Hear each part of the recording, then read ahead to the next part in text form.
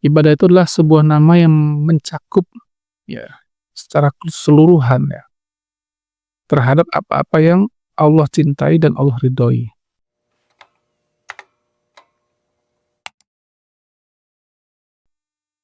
Assalamualaikum warahmatullahi wabarakatuh. Alhamdulillah wassalatu wassalamu ala Rasulillah wa ala alihi wa ashabihi wa mawalah. Ya ayyuhalladzina amanu taqullaha haqqa tuqatih wa la tamutunna illa wa antum muslimun. Ikhwana fid din, azani Allah wa iyyakum. Banyak orang hari ini yang di dalam kehidupannya itu tidak mengerti ya, untuk apa sebenarnya dia hidup ya. Gak ada tujuan hidup. Tidak sedikit lagu-lagu yang dibuat oleh orang itu ada kalimat-kalimat ya, aku tak tahu apa yang kucari di muka bumi. Tahun 90-an tuh ada grup band terkenal, apa itu namanya ya, di lagunya itu ya itu ada kalimat aku tak tahu apa yang kucari di muka bumi. Atau ada juga orang yang mungkin sudah punya tujuan hidup tapi ternyata tujuan hidupnya keliru ya. Ada yang tujuan hidupnya hanya untuk mengejar cinta ya, nggak tahu cinta apa ya, cinta siapa gitu ya. Ada yang hanya untuk memuaskan hobinya ya. Dulu ada petenis terkenal ya, kalau nggak salah namanya Martina Hingis ya, dari Inggris. Ketika diwawancara wartawan, dia mengatakan hidup saya hanya untuk tenis ya, karena sangat suka dengan tenis ya. Nah, ikhwan fillah sadaqakumullah, kita sebagai orang beriman tentu selayaknya kan paham ya, kenapa kita hidup, untuk apa kita hidup ya. Allah Subhanahu wa taala berfirman dalam surah Az-Zariyat ayat 56, "Wa ma khalaqtul jinna wal insa illa liya'budun." Tidaklah aku Allah menciptakan jin dan manusia ini kecuali agar semuanya itu menyembah diriku. Kita kan paham kita diciptakan oleh Allah. Nah, ternyata Allah itu menciptakan kita ya, termasuk juga menciptakan jin, agar kita dan jin ini semuanya menyembah Allah Subhanahu wa taala. Ya, kita sudah banyak singgung di pertemuan terdahulu tentang timbal balik ya, rasa terima kasih ya kita kepada Allah dari segala pemberiannya, termasuk terciptanya kita. Jadi wajar sebenarnya kalau Allah tuh meminta kita untuk menyembah dirinya ya, sebagai rasa terima kasih. Nah, apa sih sebenarnya makna penyembahan ini atau ibadah ya, bahasa Arabnya? Ada definisi yang sangat bagus dari Syekhul Islam Ibnu Taimiyah rahimahullah, seorang ulama dari Suriah abad ke-7. Beliau membuat definisi mengatakan ibadah itu adalah ismun jami'un likulli ma yuhibbuhullah wa yardahu minal aqwal wal af'al zahiran wa batinan. Ibadah itu adalah sebuah nama yang mencakup ya secara keseluruhan ya terhadap apa-apa yang Allah cintai dan Allah ridhoi. Baik itu ucapan, perbuatan ya, dilakukan terang-terangan ataupun tersembunyi ya. Jadi ibadah itu sekali lagi adalah sebuah nama yang mencakup semua yang Allah cintai dan Allah ridhoi. Mau perbuatan, mau perkataan, terang-terangan atau tersembunyi ya. Itu kalau perbuatan itu Allah cintai dan ridhoi, itulah namanya ibadah. Nah, mudah-mudahan jelas dari definisi ini bahwa ibadah itu sebenarnya bukan hanya sholat ya. Ibadah itu bukan cuma sekedar baca Quran, bukan cuma sekedar berangkat umroh, haji, bersedekah, menyantuni fakir miskin. Semua aktivitas kita ini bisa bernilai ibadah, bahkan menjadi ibadah ya, kalau yang kita lakukan itu Allah suka gitu loh, ya kan? Makanya kalau kita paham esensi ini, ya para ikhwan sekalian, seperti pernikahan ya kan. Nikah itu untuk apa toh sebenarnya, ya kan? Nikah itu karena apa, kan? Tidak sedikit kan kita melihat ya di televisi ya, wawancara para artis itu menikah ditanya karena cinta. Pas cerai juga ditanya, "Kenapa cerai?" "Karena udah gak cinta." Ya, apa sih cinta itu gitu loh. Ya, kalau hanya karena cinta, saya sering mengibaratkan ya kayak kita minum air itu, Pak, di gelas. Ya, kita minum berkuranglah dia airnya, terus diminum berkurang, terus lama-lama akan habis itu. Ya sudah selesai. Karena cinta itu ada batasnya, ada masanya.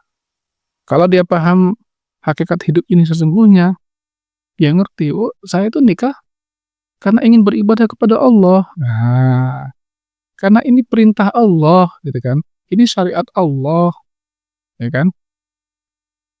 Allah pengen supaya dirinya disembah, ya kan. Dengan saya nikah, mudah-mudahan saya dapat anak.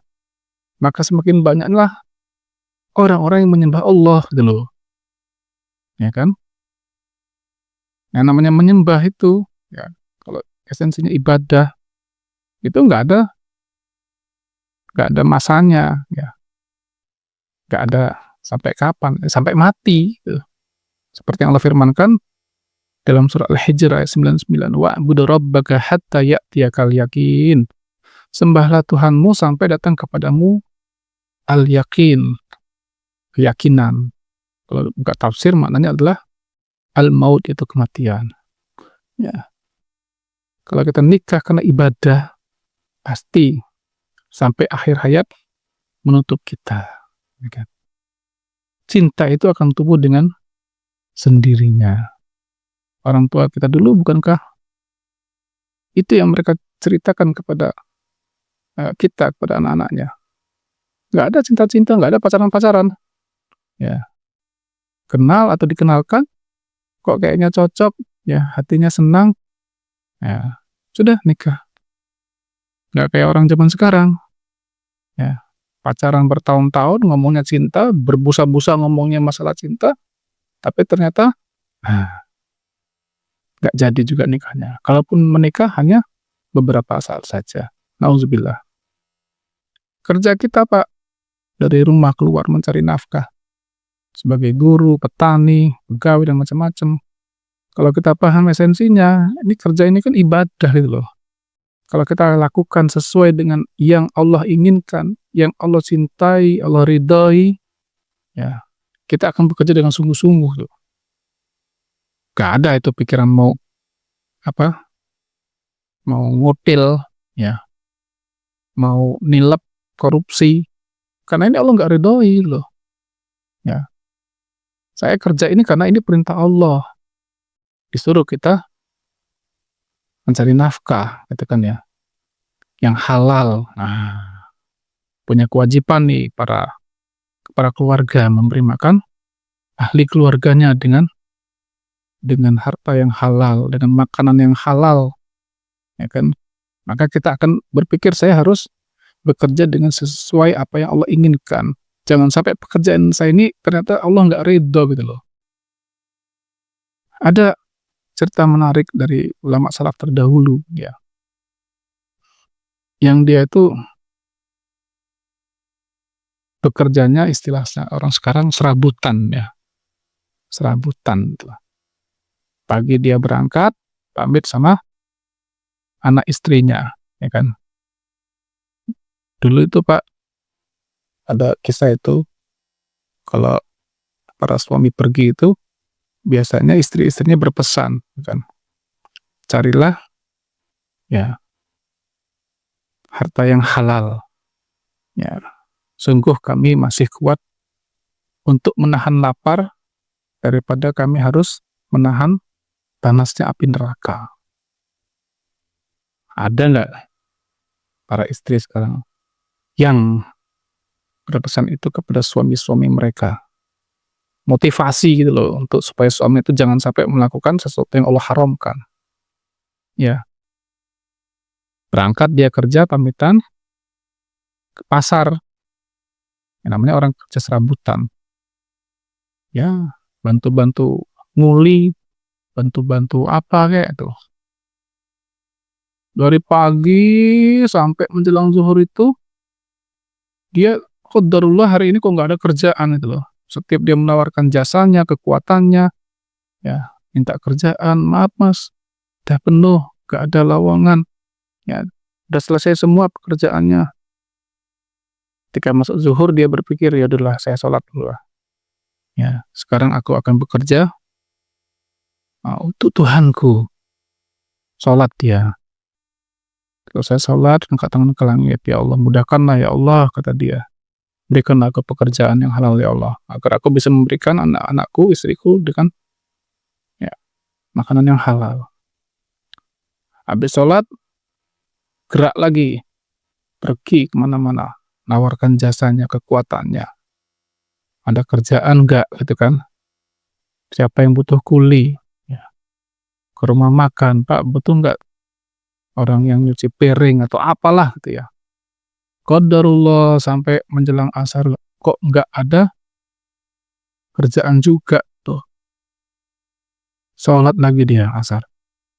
Doa lagi, ya Allah, jangan sampai aku hari ini tidak mendapatkan pekerjaan ya Allah. Bagaimana nanti anak istriku akan makan? Habis asar keliling lagi nyari lagi kerjaan. Ya, dan matahari hampir terbenam. Bingung dia, Pak. Ya, bingung dia. Bagaimana ini caranya? Terduduk dia di tanah sambil berkata, ya Allah, aku sudah berusaha ya melaksanakan perintahmu, mencari rezeki yang halal ya. Aku juga sembah dirimu di rumahmu, di masjid. Tapi kenapa ya Allah belum ada pekerjaan sama sekali? Ya, bagaimana anak istriku nanti akan makan ya Allah?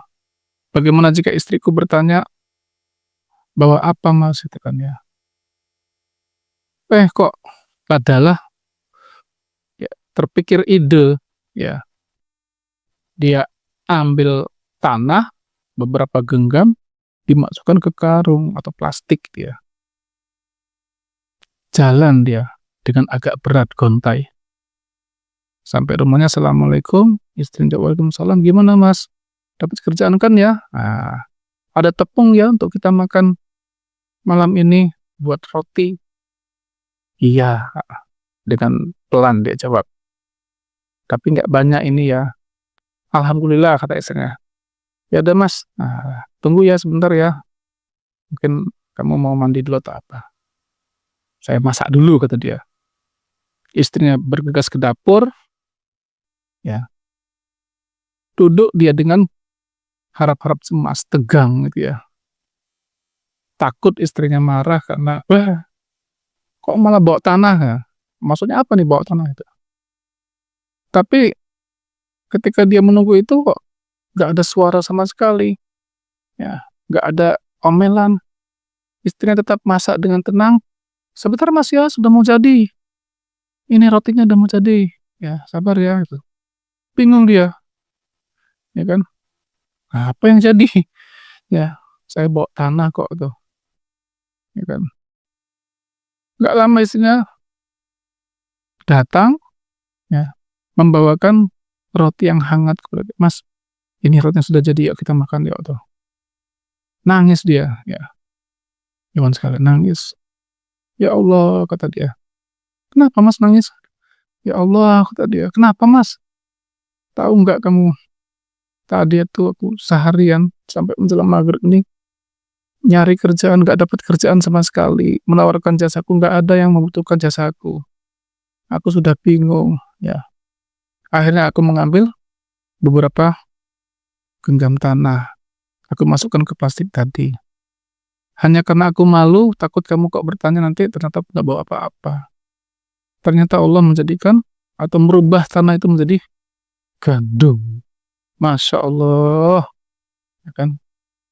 Ya, ini yang namanya ya apa Pak? Keajaiban, karomah, ya, maunah, pertolongan Allah kepada hambanya ketika hamba itu berusaha ya teguh untuk menjaga prinsip-prinsip agama, ya kan? Saya mau beribadah, saya kerja ini ibadah, saya nggak mau melakukan hal-hal yang Allah larang, gitu loh. Ya, ini pelajaran penting benar dalam hidup kita, ya. Bahwasanya kita itu harus tegak lurus dengan apa yang Allah inginkan, ya, di dalam agamanya ini. Ya, Allah pengen kita tuh beribadah dengan sebenar-benarnya ibadah. Maka butuh kepada ilmu agar semua yang kita lakukan ini, ya, mulai dari tidur sampai bangun tidur, ya kan, itu berada dalam koridor syariat Allah yang Allah cintai dan ridha. Barakallahu fikum, lebih kurang mohon maaf. Assalamualaikum warahmatullahi wabarakatuh.